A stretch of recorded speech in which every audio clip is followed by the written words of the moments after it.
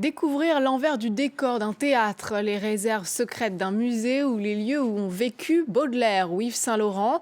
Pour la 5e année consécutive, l'événement Paris Face Cachée propose 90 visites d'endroits secrets et insolites de la capitale et sa proche banlieue.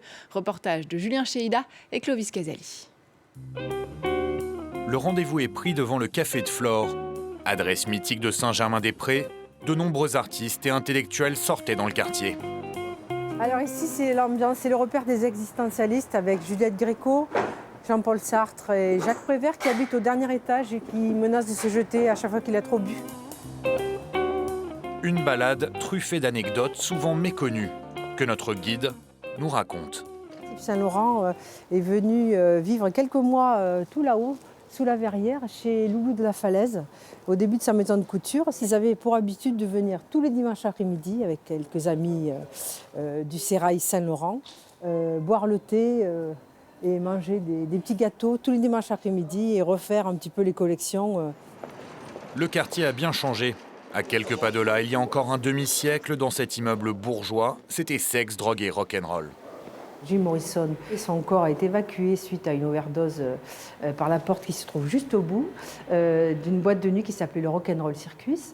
Et en même temps, quelques dizaines d'années auparavant, on a eu quand même ici Charles Baudelaire qui a vécu dans cet hôtel qui s'appelait l'Hôtel du Maroc et le grand Picasso. De l'autre côté de la Seine, dans le quartier de la rue Oberkampf. Bonjour, bienvenue à la brasserie Balap, suivez-moi. L'événement Paris Face Cachée fait aussi découvrir au public des lieux atypiques, comme cette brasserie en plein cœur de la capitale. Des jeunes Bordelais ont repris il y a un an cette ancienne usine de boutons. 4 étages, une structure métallique style Gustave Eiffel. L'installation s'est révélée un peu compliquée.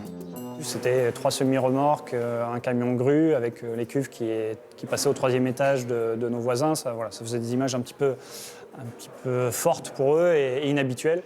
Et les gens dans le quartier aussi n'ont plus l'habitude de voir une activité artisanale ou industrielle et donc nous ont posé des questions assez bizarres comme est-ce que c'est une installation nucléaire, est-ce que c'est de la pétrochimie, voilà. Donc il y a pas mal d'explications à faire.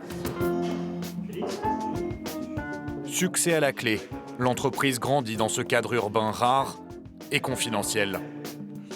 J'avoue que la première fois que je suis arrivé, j'ai pas trouvé quoi. J'ai dû appeler pour qu'on vienne me chercher dehors et tout ça, quoi. Donc c'est assez sympa, on est un peu caché et tout.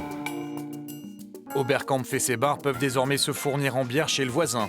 À Paris, les découvertes culturelles ou inattendues sont possibles à chaque coin de rue.